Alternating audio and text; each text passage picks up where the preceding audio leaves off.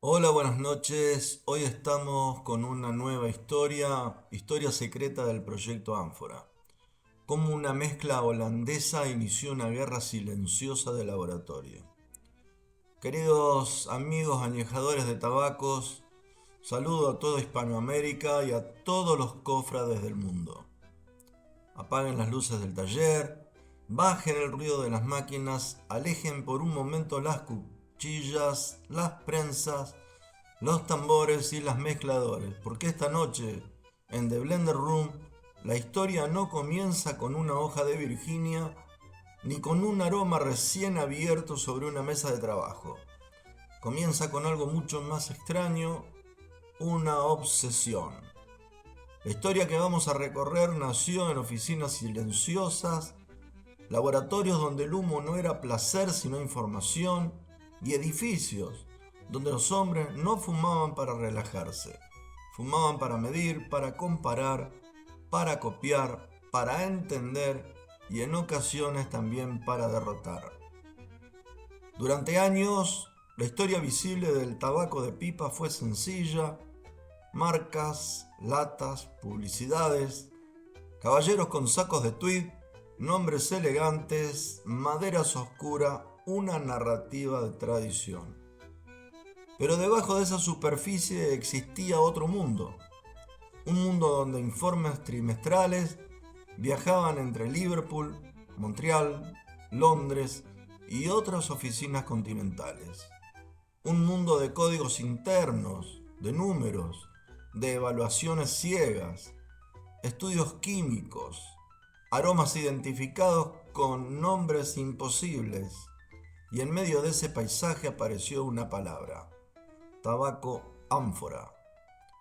No como producto, sino como un problema. La documentación disponible a la que accedí y narro en esta historia está basada en más de 20 documentos y deja algo claro desde el principio. Ya a fines de los años 50 y comienzo de los 70, distintas estructuras de investigación asociadas a la British American Tobacco y sus laboratorios comenzaron a observar seriamente las mezclas holandesas. Y aquí aparece una primera delimitación. Existen memorandos donde se enviaban muestras físicas del tabaco ánfora a Liverpool Branch, solicitando esfuerzos explícitos para igualar apariencia, sabor y compartimiento sobre la fumada. Cuando una campaña hace que una multinacional dedique recursos, personal, muestras internacionales y equipos de laboratorio a estudiar un producto ajeno, deja de tratarse de curiosidad técnica y pasa a convertirse en una amenaza comercial. Y la palabra amenaza no parece exagerada, porque los documentos empiezan a mostrar algo realmente curioso. Los informes hablan del tabaco ánfora, hablan del tabaco Sale, hablan del tabaco Hollandia y vuelven a ellos una y otra vez, como si hubiera algo dentro de esas mezclas que nadie lograba explicar. La primera reacción fue la más lógica: analizar hojas, analizar proporciones, determinar azúcares, buscar niveles minerales, intentar entender qué sucedía. Pero muy pronto apareció una dificultad enorme. Las mezclas holandesas no parecían comportarse como recetas tradicionales inglesas. No bastaba identificar Virginia, no bastaba identificar barley, no bastaba observar color, porque aquello que hacía las hacía distintas, parecía venir de otra parte. El laboratorio comenzaba a sospechar que el secreto no estaba únicamente en el tabaco, estaba alrededor del tabaco, en lo que lo tocaba, en lo que lo impregnaba, en lo que lo transformaba. Y allí empezó realmente nuestra historia. En un papel, en un documento de abril de 1960, una solicitud simple inicia algo enorme. Se enviaron 4 paquetes de tabaco ánfora Ready Rabbit y se pedía hacer todos los esfuerzos posibles para reproducirlo. ¿Escucharon bien? Sí, todos los esfuerzos posibles. La frase parece pequeña, pero a veces los terremotos empiezan con movimientos casi invisibles. Porque pocos años después los archivos muestran una explosión de pruebas. Nuevos aromáticos, nuevos sistemas, ensayos, evaluaciones y algo todavía más revelador. Una enorme cantidad de nombres internos, de códigos sin transcripción, de fórmulas, de casing, de aromas, Valcar, Ovis X, Stemos, Carpao y decenas de variantes posteriores. Los informes múltiplos informan que las formulaciones usadas experimentalmente para intentar aproximarle a ánfora y otros perfiles similares no estaban dando resultados. La cantidad de fórmulas sucesivas sugiere una realidad incómoda.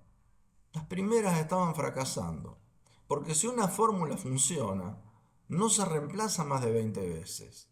Y aquí aparece uno de los aspectos más fascinantes.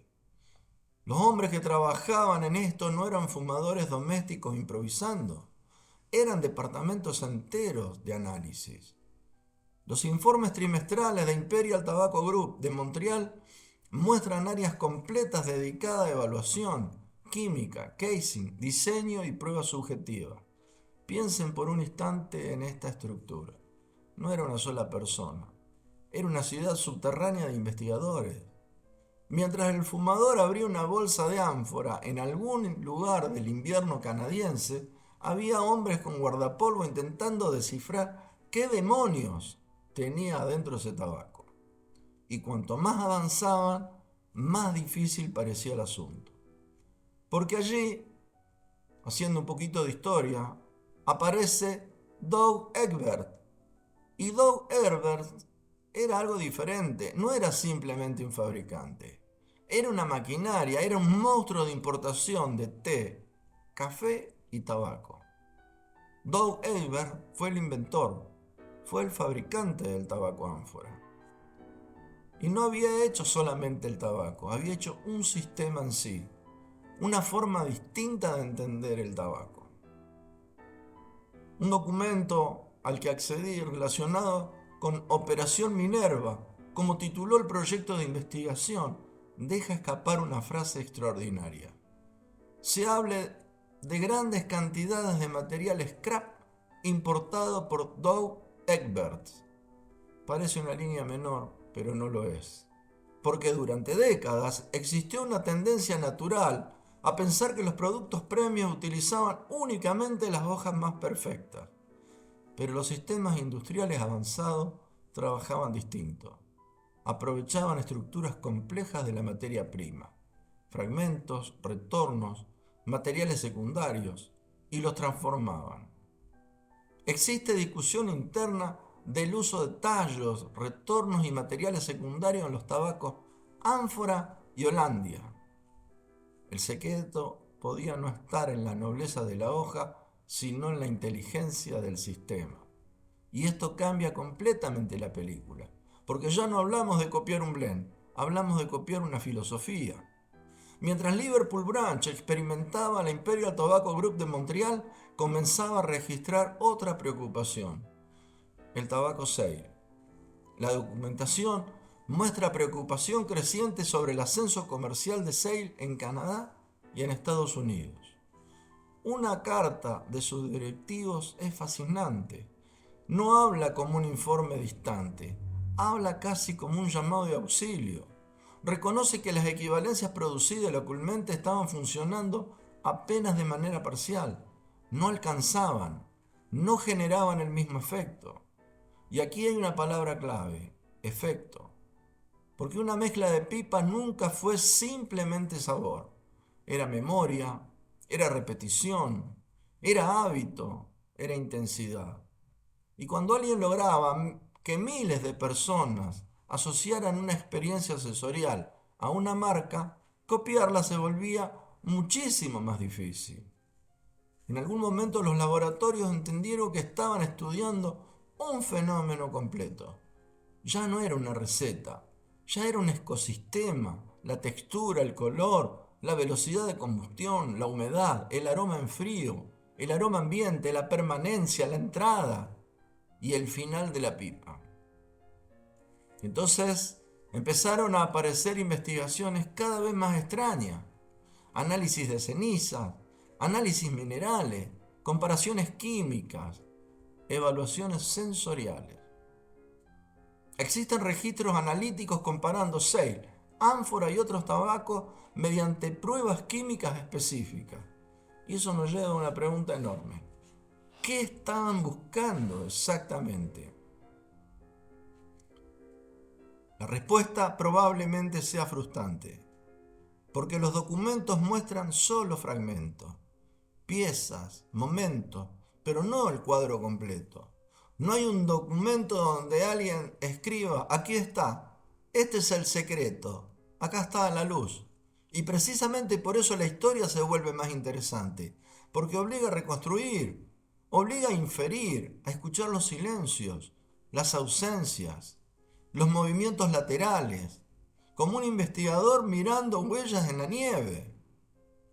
Uno de los detalles más extraordinarios aparece casi escondido, casi soterrado. La estructura organizativa de investigación no era un laboratorio aislado, era una red, una enorme red. Liverpool Branch, Imperial Tobacco Group de Montreal, Londres, departamentos de fabricación, laboratorios, investigación de sabores, evaluación subjetiva, diseño, desarrollo, todo, pero todo conectado. Y aquí aparece algo cinematográfico. Imaginen 1967, una noche fría, esa lluvia inglesa golpeando ventanas, un escritorio, una carpeta, un informe trimestral recién impreso. Y un investigador abre una página y lee nuevamente la palabra tabaco ánfora, otra vez, y otra vez, y otra vez, porque aquello seguía sin resolverse. En los informes canadienses empiezan a aparecer secciones enteras de evaluación y desarrollo. El tiempo pasa, los nombres cambian, los responsables cambian, los años avanzan, pero el problema permanece. Y cuando un problema permanece durante años en una organización como la British American Tobacco, sucede algo interesante.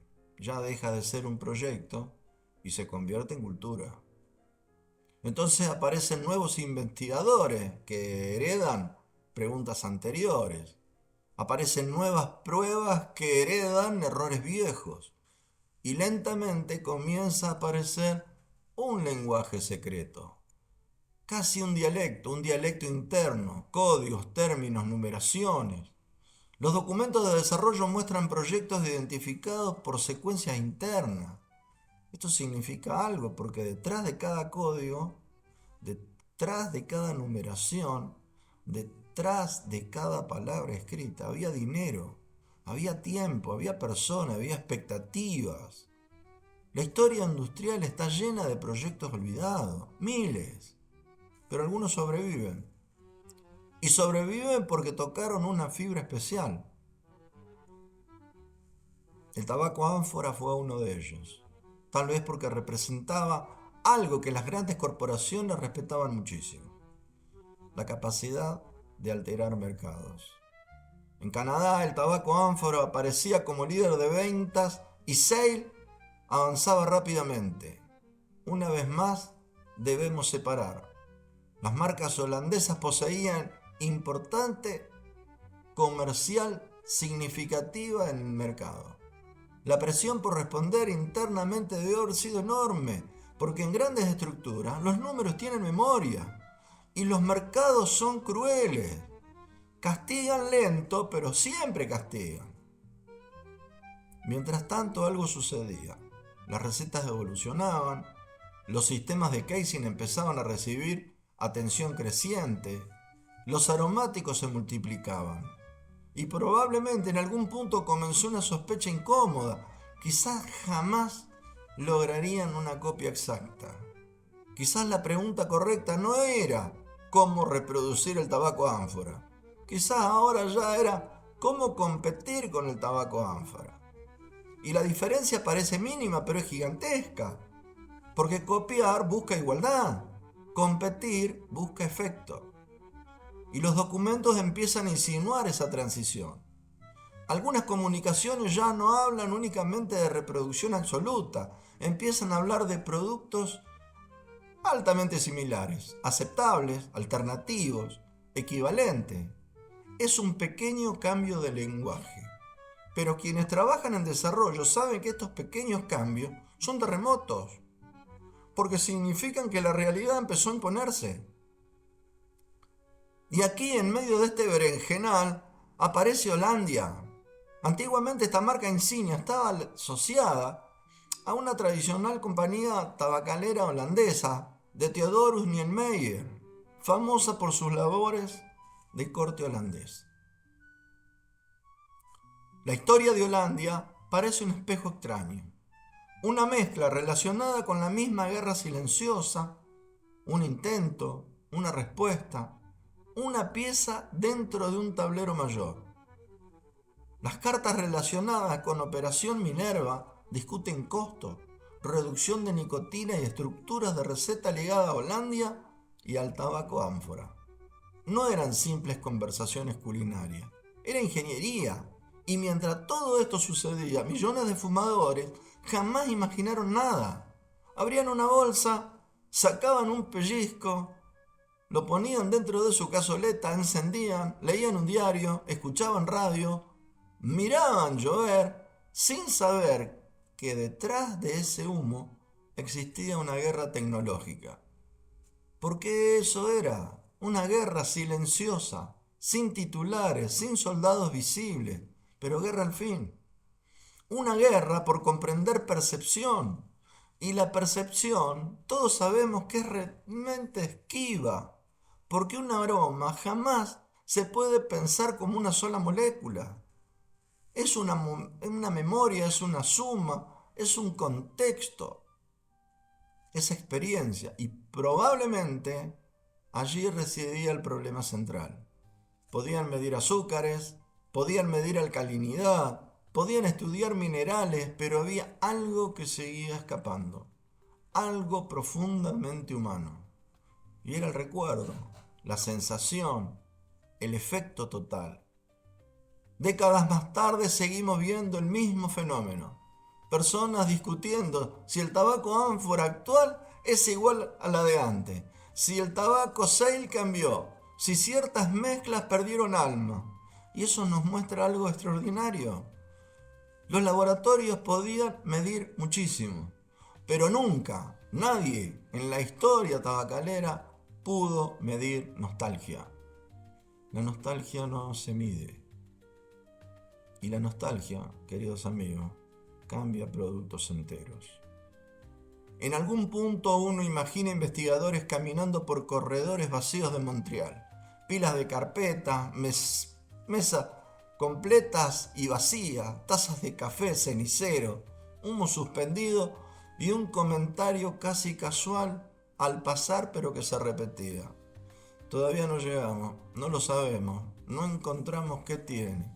Y tal vez esa frase nunca fue escrita, pero aparece escondida entre líneas, porque el archivo completo transmite una sensación poderosa, persistencia, años, intentos, repeticiones, como una puerta cerrada que alguien sigue golpeando y golpeando y golpeando y golpeando. Y esa puerta tenía un nombre, Doug Egberts. A veces la historia visible habla de héroes, pero las historias industriales hablan de sistemas. Y el sistema holandés parecía haber construido algo extremadamente difícil de reproducir. No necesariamente por complejidad química, sino por integración, por materia prima, por procesos, por costos, estructura, por sabores, por reciclaje, por aroma. Casi una coreografía de un ballet, un mecanismo completo. Y cuando uno mira detenidamente los papeles de Liverpool, Montreal y de la tan mentada Operación Minerva, como así se tituló, y cuando uno ve todos esos documentos juntos, aparece una sensación extraña. La sensación de observar ingenieros intentando abrir una caja fuerte sin combinación, probando una cifra y otra, y otra, y otra, y otra, y otra, hasta que pasan los años y continúan probando. Porque allí aparece una enseñanza enorme para cualquiera que mezcle tabacos hoy. Porque existe una fantasía moderna, esa fantasía con la idea de que todo puede reverse con ingeniería rápidamente, que basta con una cromatografía, con un análisis, con una receta, pero los documentos muestran totalmente lo contrario. Muestran años, muestran errores, muestran frustración, muestran uso de mucho dinero, muestran reinicio, muestran personas extremadamente capaces tropezando contra una pared. Y eso, para mí, espero que para ustedes también, tiene una belleza particular. Porque esto humaniza la técnica, humaniza los tabacos, los procesos, humaniza el entorno. Los gigantes, los grandes tabacaleros también dudaban, los laboratorios también se equivocaban, los multinacionales también caminaban oscuras. A veces creemos que el pasado industrial era una máquina perfecta y que no fallaba. Y no lo era. Era una búsqueda constante, una búsqueda inmensa. Y en esa búsqueda aparece otro dato fascinante, la palabra subjetivo. Los informes incluyen investigación subjetiva y evaluación sensorial. Esa palabra vale oro, porque admite algo extraordinario, que incluso en medio de laboratorios y fórmulas, todavía había falta sentar a personas a fumar esos tabacos. Todavía hacía falta percepción. Todavía hacía falta alguien diciendo no, la verdad que no es por acá. No es esto, le falta algo. Y ese algo era precisamente el enemigo. Ese enemigo indefinible, ese enemigo que no se sabía qué era lo que se escapaba, lo que no entraba en una tabla, lo que no era dimensionable, lo que no aparece en una columna de laboratorio. Y quizá el tabaco ánfora representó eso, la prueba fehaciente de que una mezcla podía convertirse en una especie de criatura viva difícil de clonar. Algo mayor que sus ingredientes, una suma imposible de reducir en una ecuación, un ADN con segmentos faltantes. Hoy vemos archivos escaneados, letras torcidas, papeles envejecidos, firmas, márgenes, nombres, un montón de personas que iban cambiando, pero detrás de esos documentos hubo personas reales, personas que probablemente jamás imaginaron que décadas después alguien volvería a leer sus notas, mucho menos que esas notas serían escuchadas en un podcast. Y sí, mi querido amigo, sin embargo aquí estamos transitando estas notas, estos documentos sobre el tabaco ánfora. Estamos entrando en habitaciones que durante años permanecieron cerradas, escuchando voces apagadas por el tiempo, fantasma de esperanzas desvanecidas, siguiendo rastros, uniendo puntos. Porque la historia secreta del proyecto Ánfora, como Operación Minerva, nunca fue solamente la historia de una marca holandesa, fue la historia de algo más grande, la historia de la obsesión humana por comprender aquello que admira y también por vencerlo, porque detrás de cada laboratorio existía una pregunta silenciosa: ¿cómo hicieron esto? Y detrás de esa pregunta también aparecía otra todavía más peligrosa: ¿podemos hacerlo mejor? Tal vez la respuesta nunca llegó completamente. Tal vez el tabaco ánfora siguió guardando una parte de su secreto. Tal vez Doug Egberts jamás perdió todas las cartas. Pero algo sí ocurrió. Los archivos sobrevivieron y alguien siempre lee Y cuando alguien lee, probablemente alguien también escucha. Y cuando sobreviven los archivos, sobreviven las sombras. Y cuando sobreviven las sombras, sobreviven las historias. Porque el humo desaparece, pero las huellas que dejan el aire algunas veces permanecen durante décadas. Y así termina una de las historias menos contadas del mundo del tabaco, no como una explosión, no con una fórmula revelada en un cajón olvidado, no con un científico golpeando una mesa y gritando, sí, lo descubrimos, no. Termina como terminan las verdaderas historias industriales, entre humos, silencios y papeles amarillentos que sobrevivieron más que quienes lo escribieron. Porque mientras millones de fumadores cargaban una pipa sin pensar demasiado en ello, en algún lugar de Liverpool había alguien que analizaba cenizas. En Montreal, otros investigadores revisaban informes trimestrales. En Londres, una carta cruzaba océano. Y en Holanda, casi sin hacer ruido, una mezcla seguía obligando a gigantes enteros a preguntarse una y otra vez la misma cosa. ¿Qué tiene este tabaco que nosotros todavía no entendemos? Y quizás ahí estuvo el verdadero secreto. No en una molécula, no en un casing, no en un aromático, no en una fórmula codificada, sino en algo mucho más difícil de capturar: la capacidad de algunos de construir una identidad. Porque una mezcla deja de ser un tabaco cuando la gente deja de fumarla y empieza a recordarla. Y eso, queridos amigos añejadores de tabaco, no entra en una cromatografía, no se puede pesar, no se mide, no aparece en ningún informe técnico. Se queda viviendo en algún lugar extraño entre la memoria, el humo y el tiempo. Porque cuando uno abre estos archivos, ya no escucha el ronroneo de las máquinas, escucha fantasmas, escucha susurros de investigadores caminando por pasillos de madrugada, luces que titilan, escucha hojas cayendo sobre mesas de laboratorio, escucha el sonido seco de una carpeta cerrándose y sobre todo, escucha una guerra silenciosa que todavía sigue ardiendo. Porque la maquinaria se apagó, la empresa cambió, cerró, se modificó, las oficinas cambiaron, se apagaron sus luces, los hombres desaparecieron, el ruido del silencio se hizo estremecedor, y ahí en ese egregor fantasmal los escritos perduraron y las preguntas sobrevivieron.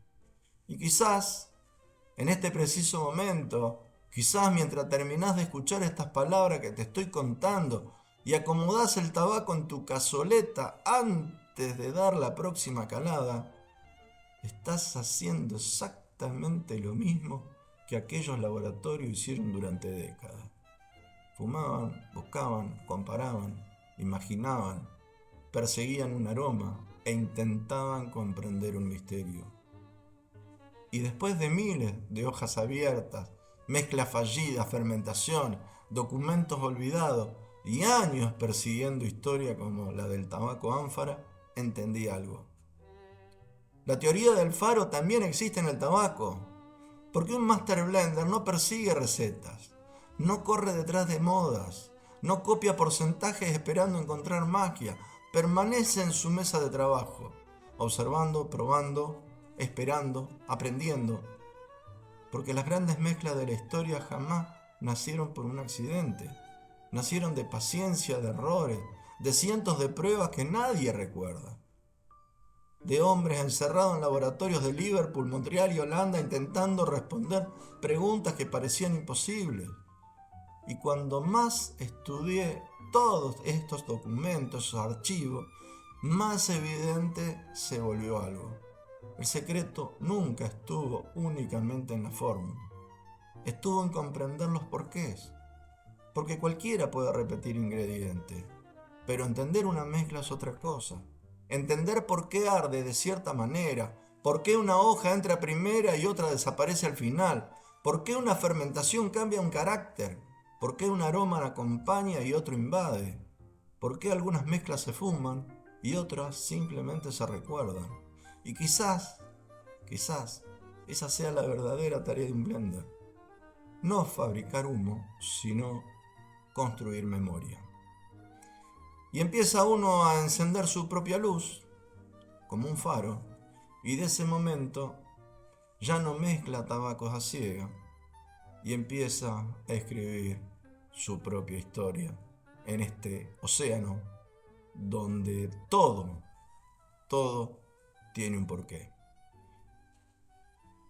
Amigos, soy Jano, náufrago del tiempo, y esto fue un capítulo más para The Blender Room. Hasta la próxima noche, queridos amigos.